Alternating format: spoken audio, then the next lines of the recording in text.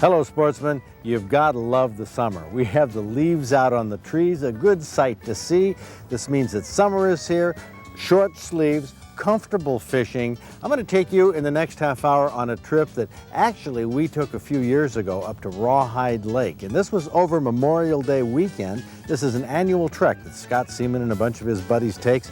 We joined them this year. We're going to show you a few years ago what it's like to fish Canada on Memorial Day. Stay tuned.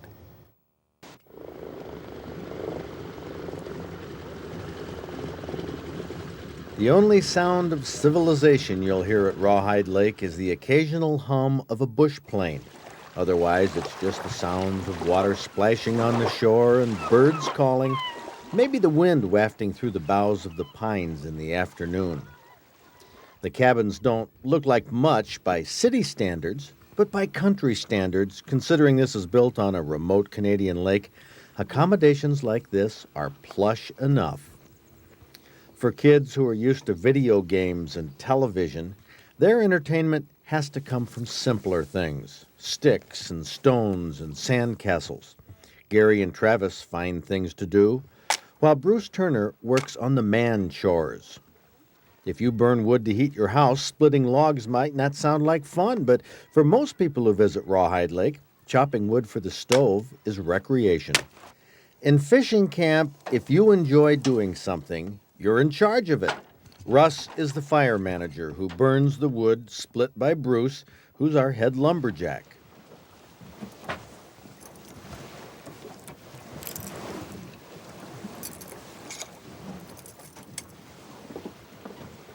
Neither Russ, nor Bruce, nor Scott filleted any fish during the trip. Now, for one reason, they had each claimed their own duties. And for another reason, Tom enjoys cleaning fish. And when he took that first mess of lake trout, the ones we caught the afternoon of our first day in camp, when he took them to the fish cleaning table, everybody knew who was automatically in charge of all fish cleaning for the next few days. Tom got a little help, though, from Ron, the caretaker of the camp. He sees to it that everybody has what they need, and he gave us some fish cleaning lessons. Okay, Ron here, of course, is the guide. Look at him go. Oh, pull it right over. So you cut the rib bones right off, and you're going to... Cut the rib bones right out. Right. There we go. Now he slices them off. There goes the belly fat and the rib bones. This takes a good sharp knife to do this. Oh, excellent. What do you think about that, Doc? Oh, that's a You want to race him? job, pretty good job. Thumbnail on the... There we go.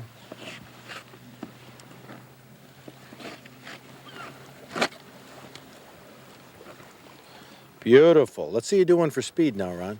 Oh. Huh? Go ahead. Not for speed. Hit it. No, I'm timing you.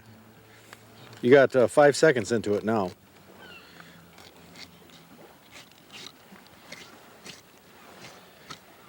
Okay, we're coming up on 15 seconds for one fillet. Now it goes in on the other side. Now some people leave that fillet on that side until they cut them both off. No, I cut both of them off, and then I take the bones out. And... You don't have time to monkey around. Okay, we have 30 seconds. Just about both fillets are removed. You think you can do it in under a minute, Bruce? You doubt it? Well, you got 45 seconds so far. Come on, Ron, go for it.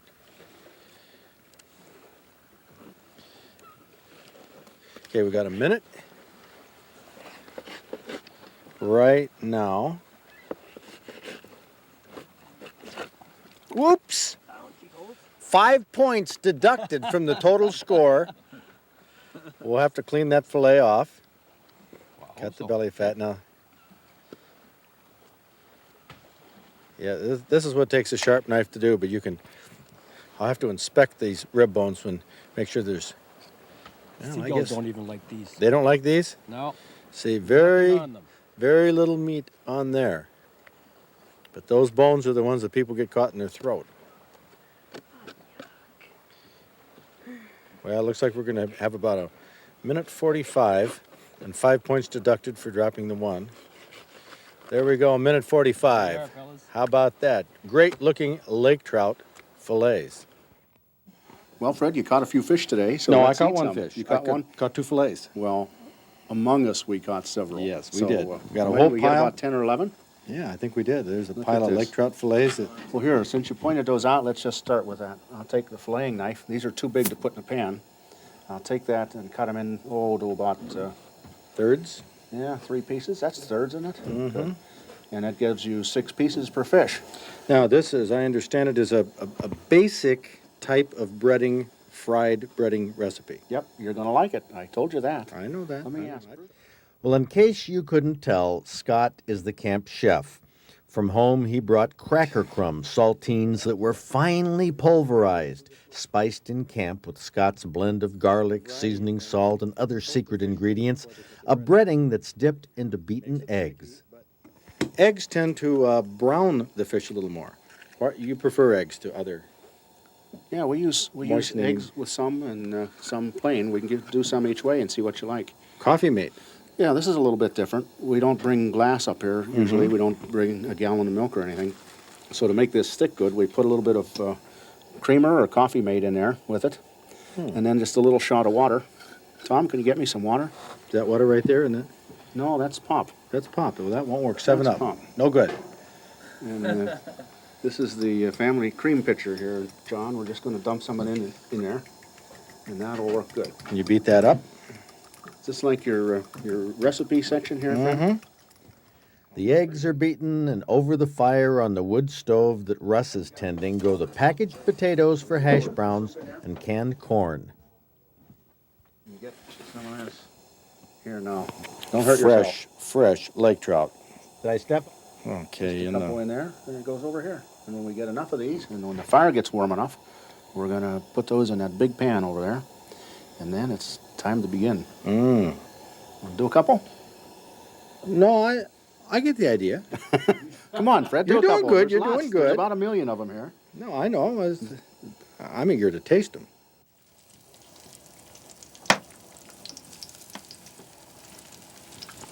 Ooh, let's see what these fillets have to say.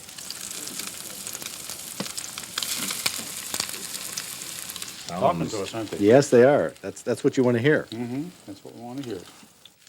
How long has this been out of the fryer? About 5 minutes. Okay, good. So it's cool? Cool enough to hang on to. Okay. I think you ought to get some hot dogs ready for the rest of the guys. For the rest of the guys. That's what I do.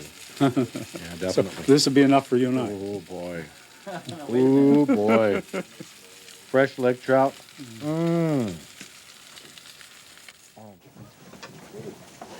There's one fish. You guys sit here. I'm gonna go get some water and put on the fire. Keep in mind that this isn't just an average fish dinner. This is the first meal in camp that we've had, the first fresh Canadian lake trout dinner that this crew has eaten in a year. And if you've never tasted trout fresh from a lake, you probably don't know why I'm making such a big fuss about it. But if you have had truly fresh fish, I'm sure you understand it doesn't get any better than this.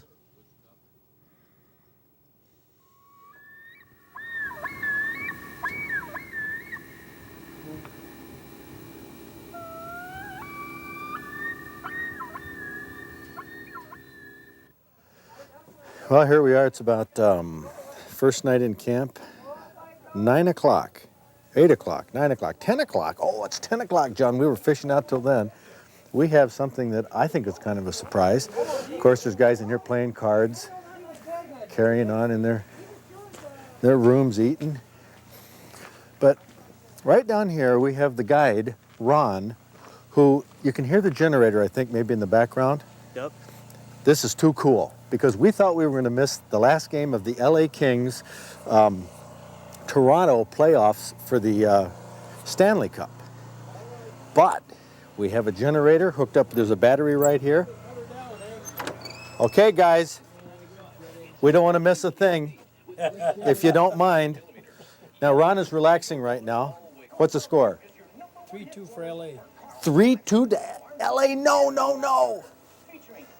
I'm pulling for Toronto. Well, we had a little bit of a slow start, but we got to give it. Isn't this awesome, John? Having a really quick start. We're here videotaping with a camera that should not be able to tape under these light conditions. We're back in the boonies up in north of Elliott Lake, Ontario. Shouldn't have a television, yet let alone a color TV. But this is what's called a Canadian hockey fan, eh? That's right. How many of these games have you seen? All of them. All of the playoff games. So who's going to win? I think LA's going to win tonight. We spread out Glennie and Money? Eddie and Dave Anderchuk were playing Put money on it? very well, and Cruiser and Mike were playing great. How much? Trying to get a couple offensive lines. One loony? Defensive lines. One loony. One loony. I have one loony in my pocket. We'll do one loony. I say Toronto's going to win. Here we are on a fishing trip. Can you believe it? This is great. Well, it's a very tiring game. It's not the fun part of the game, but Cool. usually when you play a lot of games.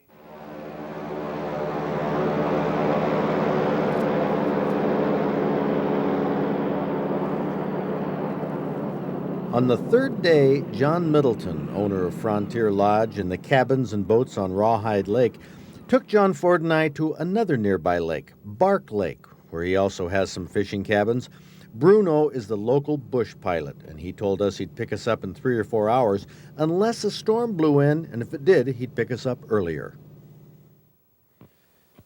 Well, the first cabin we saw when we flew in here to Bark Lake was a nice-looking little cabin with some screens that have been torn, not by the wind.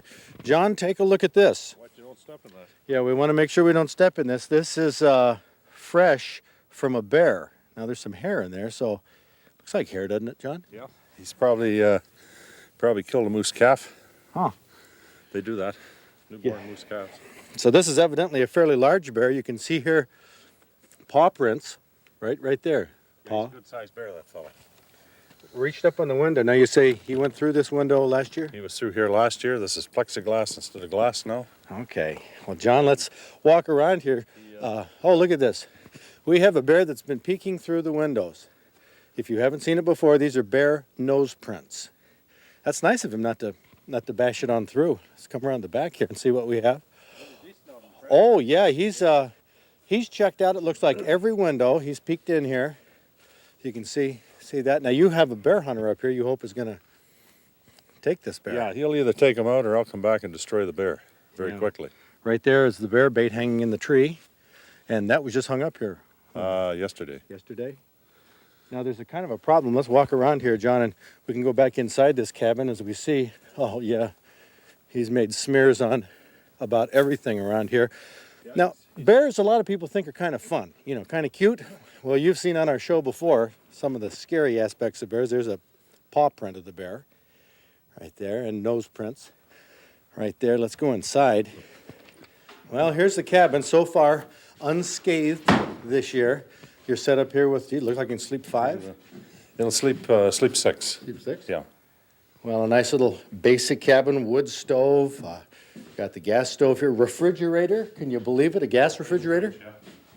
So this is where the bear came through a year ago. This bear came in a year ago, right through that window. Didn't really do much damage. Come in, checked the place out, went back out again. Now, we have to mention, you're the proprietor up here. Are bears a problem from the standpoint of the people who come up as guests? We try to keep them down to the point that they don't be too much of a problem to our guests. But I mean, nobody's gotten hurt. Not By so bear. far, no. Yeah. It's just something that adds a little aura of excitement of the northern wilderness. Well, let's go fishing, John. That's a good idea, Fred. Let's go see what we get. Bark Lake is much different than Rawhide. It's shallower and has weed beds where northern pike hang out. John took us to the little bays where he thought we'd be able to catch pike relatively easy, and he was right. Oh, I got him now. Gotta tighten up my drag a little bit. Boy, that's a nice one. Look at him. He's just cruising along, think he's gonna... Oh, there's his run. Look at that lure go. Oh, this is definitely cool.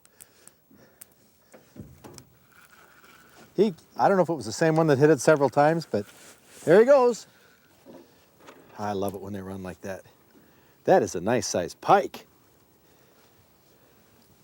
He's putting on quite a show. Not all that bad, is he? No, he isn't. He's a very nice one.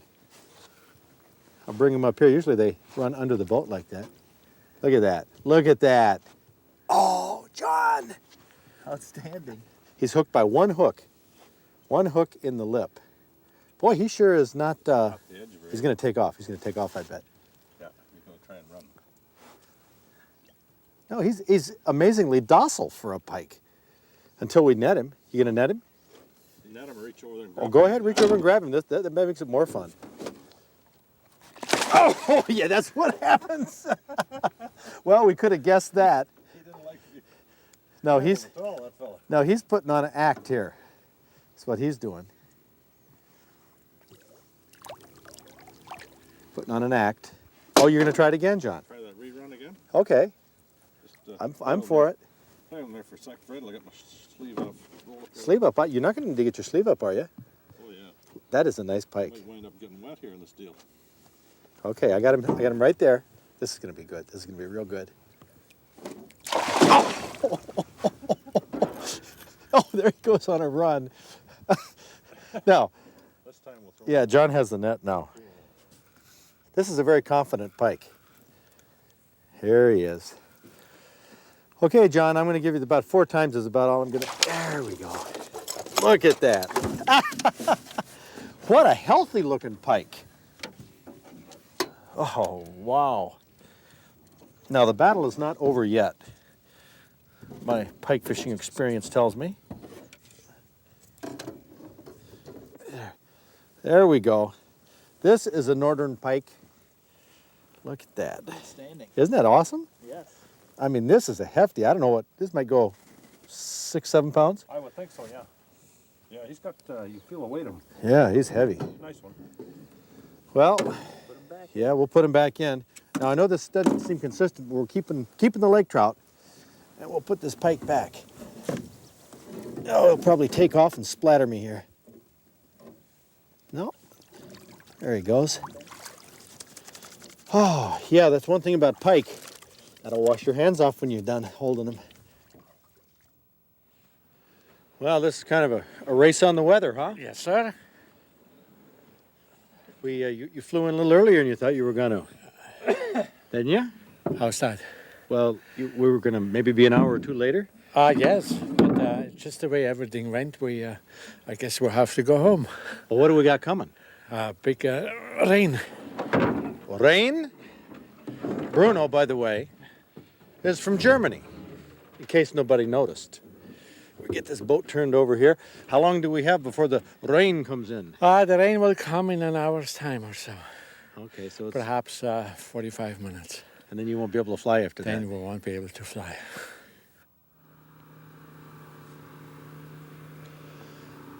Bruno was absolutely correct. We've had rain for, the past 12 hours anyway. We hope it's clearing up right now. Before we get out fishing, I want to take care of a couple things that I have to do. Remember that hockey game the other night? Well, we watched it right in here. This little cabin here, a little part of the cabin is where Ron is, the caretaker. And I owe him a loonie because of the way the game turned out. Let me tell you, they were cheap goals. They were cheap goals. Never mind, they were good They goals. were cheap goals. They were off the skate of Toronto. Montreal in 5. Here's your loonie for the Thank playoffs. you very much. And I'll tell you what. Montreal in 5. Yeah, but you were worried. No, never. You never, were worried. Never. Look at this little place. Now we can see it during the day. Nice little, oh, smells good. You have some onions cooking on there. No more. No more? They're No? done. Well, this is great. This is great. Well, Montreal in 5, we'll see. Well, put your money on Montreal. Okay. No problem. That's the fun of fishing camp up here. We're going to go out and catch some trout today. Should be a good day, huh? Excellent. Excellent day. This is the typical setup for lake trout fishing up here, and this guy really has it made. He brought his own rod holders to clamp on. He's got his long, stout trolling rods with cowbells for the lake trout. Man's name is Don Thalen, right? From Yes. Grand Ledge. From Grand Ledge, right. Been up here about 16 years now. in a row. Everybody we've talked to has been up here for umpteen years. Yep, it's been pretty good fishing up here. You have to work for them though. You can't sit in a cottage, you know. Mm-hmm. You got to work hard for them, and Well, you we always heard- get them. Heard you guys last night hooting and hollering. Yeah, we had about the best night we had here in about 2 or 3 years now, and we got quite a few of them. You know, we got our limit, so was pretty happy. It was hard going for the last 2 days, so we finally got our limit. So it was kids are pretty happy. Now, you come up here Memorial Day weekend every year? Every year. Same weekend? Same weekend. Now, you were telling me on your map, showing me some of the deep spots out here. John, over there last night when we were fishing and we noticed it was deep, how deep is that, Don? That's over 450 foot, probably close to 500 foot. I had a graph one year and I graphed at that. And I went over after my graph was 480 foot on my graph, so had to been over 500 foot. Wow. And over by the island, same way. Now, you're saying the lake trout are not on the bottom, though? Right now, they're up high. It's really cold water. The ice went out the May the 6th, so they're up high yet, and it's been pretty cold. We have a warm days, about four or five warm days in a row. Then they'll start going down deeper and deeper. But right now, they're up high. They're only about 6 foot under. You know, that's where the bait is right now. Now, you're leaving. We're leaving today. now, yeah. We only fish 3 full days. And you portage in and out. Portage in and out every year, yeah. And you live probably 15, 20 miles from me. Yes, I live just north of Grand Edge, about 8 miles. Any chance, old buddy, could borrow your rod holders? Sure can. That'd be great. I'll see you in a couple days. Okay. Get it back to you. Well, I just got one using the Thalen method up here. In fact, I'm using his Williams wobbler, his treble hooks. Got a big minnow as he suggested, and I got a good hit. I mean, this is a decent lake trout. Ones I caught yesterday in the rain, which we didn't tape, didn't seem to fight nearly this much when the line was out this far. It's fighting pretty good. I'm gaining on the line. I let most all of the line off. I'm using monofilament line, so I wasn't down that deep. The thing was, we were coming off, there's a little point right there, a little rocky point, a little shoal, and they seem to hang around those. That's where the minnow, oh, this is not very big. How could these little ones fight so well? Well, it'll taste good anyway. Boy, I thought I had a whopper. Well, John, what do you say in the remaining minutes we have here on this trip, let's fish. Don't put the camera down and fish? Yes, very much. There's a little laker. In Canada, it's not unusual to be checked by a conservation officer. We met one an hour before leaving camp, and he gave us some practical tips for taking fish home. What is it that Americans who come up here, is there anything particular that they're mainly confused about or mistakes they commonly make? Yes, there is. And most of it is in how they're packing their fish when they're going home. Our laws require that anybody carrying fish, it has to, and the conservation officer stops them. The conservation officer has to know immediately upon looking at the package what kind of fish they are and how many fish are in the package.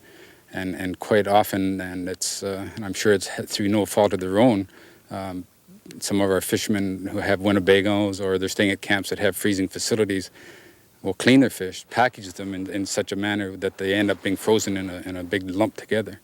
And by doing that, when I see them in the field, I have no way of telling sometimes what kind of fish they are or how many fish that they're carrying, and that's necessary for us to know that. So what do we need to do? Preferably pack your own fish, and just remember that if you're taking the skin off the fish, leave enough of the skin on the fillet, at the gill end, so that the fish can be identified. Try to package them 2 or maybe 3 fish in a package when you're freezing them. That way they're easy for us to count, and they're easy for us to identify as long as the skin is left on them. Anything else that we Americanos do that? Not so much. I can recommend something that are done for the travelers. And when I stop travelers on the road, it's very easy for me to identify which ones have been stopped before because their fish are usually very accessible. And there's nothing probably more frustrating to a traveler than, first of all, being stopped, and they don't know why they're being stopped. And then when I ask if I can see their fish and they have packed all their fish at the front of the vehicle or in front of their boat, under their tarps and under their sleeping bags, it's very frustrating for them to have to go through it all. So if I was to suggest anything to the travelers, it would be, one, keep your fishing license handy because I'm going to ask you for that, so it's nice to know where it is. And when you're storing your fish in coolers and you're packing them in your boat or your Winnebago, make them accessible to us so we can minimize the frustration of our visit with you if in fact you think it's a frustrating time. Canadian fishing regulations are more complex than our Michigan rules, but they don't have to be difficult or frustrating to follow. You should carry the rule book with you and remember those practical tips.